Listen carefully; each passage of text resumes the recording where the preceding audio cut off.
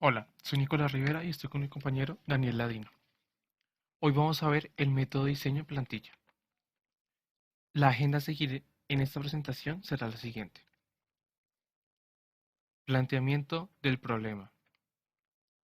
Solución al problema. Definición método plantilla. ¿Cuándo usar plantilla? Esquema del patrón. Conclusiones. Bibliografía. Ahora veamos, no hay nada mejor que llegar a obtener el patrón por nosotros mismos. Para ello pensemos en el siguiente problema. Una universidad desea gestionar el acceso a los estudiantes y profesores a una plataforma virtual. Los estudiantes ingresan a la plataforma con su código y a su vez los profesores con su documento de identidad, cada uno con su respectiva contraseña. Una vez la información se ha validado, se les permitirá el acceso al área especificada. Una primera aproximación al problema puede ser el siguiente modelo. Contamos con la clase de acceso a estudiantes y acceso a profesores, que se encargan de gestionar el ingreso a la plataforma. A su vez, ambas dependen de la clase bases de datos, lo que en teoría nos indica que el problema se ha solucionado. Pero un momento, ahí tenemos un problema, y es que hay métodos que tienen una finalidad común, lo cual hace que se reescriba el código innecesario y se malgaste la memoria del sistema. Pues métodos como recopilar información, conectar a la base de datos, son métodos que en teoría hacen lo mismo pero varían en cosas muy pequeñas. Entonces, ¿cómo podríamos mejorarlo? Dado que se repetían métodos en las clases, lo mejor es hacer una clase abstracta que contenga métodos que se usen con frecuencia o que necesiten ser modificados en el futuro. Métodos como validar y recopilar información son declarados abstractos, mientras que conectar a base de datos será un método ya definido para las clases hijas. Pues bien, sin lugar a duda, hemos simplificado el problema con ayuda de la clase abstracta. Por otro lado, seguimos teniendo problemas, pues métodos como verificar identidad de profesor y verificar estudiante cumplen una misma finalidad, simplemente varían su implementación de acuerdo a la especialidad de la clase. Problema similar con los métodos mostrar página profesor y mostrar página estudiantes. Entonces, ¿qué deberíamos hacer? Podemos cambiar los métodos que se están repitiendo por unos nuevos, descritos en la clase abstracta. Estos métodos serían verificar identidad y mostrar página principal, de los cuales las clases derivadas como acceso profesor y acceso estudiantes se encargarían de reescribir de acuerdo a sus necesidades. Ah, ahora sí, esta parece ser la mejor solución. Pues validar información definirá un algoritmo el cual llamará a los demás métodos de la clase abstracta. Por supuesto, al crear un objeto de una de sus clases hijas, podremos ejecutar dicho algoritmo de acuerdo a cómo éstas lo hayan definido.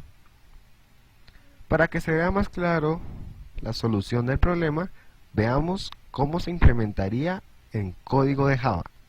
En primera instancia tenemos una base de datos llamada universidad. Dentro de esta base de datos tenemos una entidad llamada miembros que almacena el ID y la función.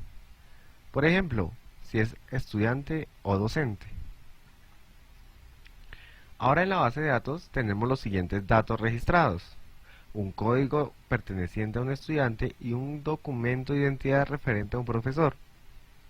Entonces, en la clase base de datos tenemos el método conectar, quien establece una conexión con la base de datos, mientras que el método consulta nos retorna un string que contiene la función asociada a un documento de identidad, pasado por parámetro a la clase.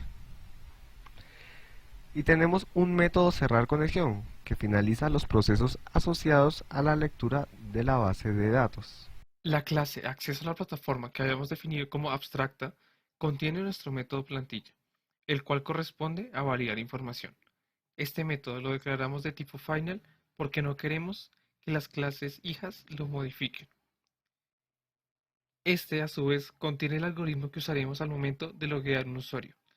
Como podemos ver, primero se recopila la información que depende de cómo sus clases hijas lo sobrescriban. Seguido de eso, se llama el método verificar identidad, el cual retorna un booleano y si este es verdadero, se muestra la página a la cual pertenece el usuario. En caso contrario, se muestra un mensaje de error. Acceso Estudiante se encargará de modificar algunos atributos de su clase padre y asimismo sobreescribir los métodos de acuerdo a su especialidad.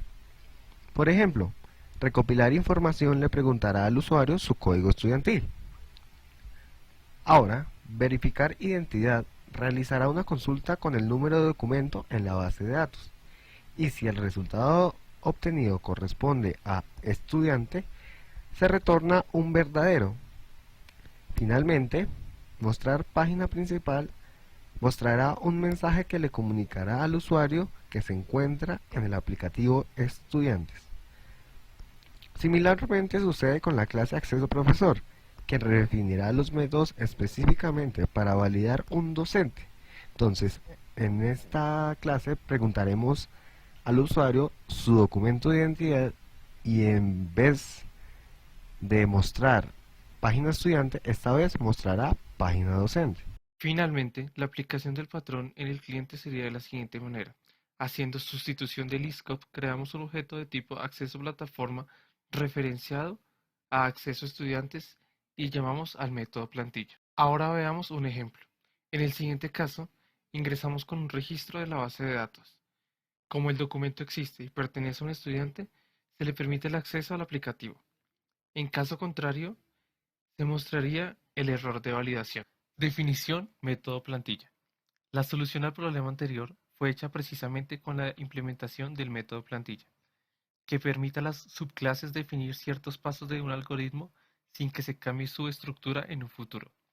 Las clases que implementan este método proveen alguna parte de su comportamiento, como por ejemplo pasos especializados de una clase. Podemos usar el método plantilla en diversas situaciones, como por ejemplo, cuando se quiera factorizar el comportamiento común de varias subclases, cuando se necesita implementar las partes fijas de un algoritmo una sola vez y dejar que las subclases implementen las partes variables, cuando se busque controlar las ampliaciones de las subclases, convirtiendo en métodos plantillas aquellos métodos que pueden ser redefinidos. En resumen, cualquier aplicativo donde se quiera implementar el método plantilla deberá implementar una estructura similar a esta. Tenemos una clase abstracta que define nuestro método plantilla y algunas operaciones concretas, que también pueden ser abstractas. Tenemos las clases concretas que pueden ser varias o una sola, dependiendo de la funcionalidad del aplicativo, donde cada una de ellas debe implementar el total de operaciones requeridas por el método plantilla. La clase concreta hereda los métodos abstractos que son llamados cuando método plantilla los necesita. Y así hemos llegado al final de la presentación. Para resumir lo aprendido el día de hoy, resaltaremos 3 puntos importantes del método plantilla. En primer lugar, este método permite definir una serie de pasos de un aplicativo que por lo general su estructura no puede ser cambiada, pero sí su comportamiento futuro. Nuestro segundo punto es que este método debe usarse cuando las clases de un aplicativo implementan una serie de procesos que deben seguir un orden en común. Y por último, este patrón cuenta con una clase abstracta, un método plantilla y demás operaciones abstractas o concretas que son implementadas por las clases derivadas.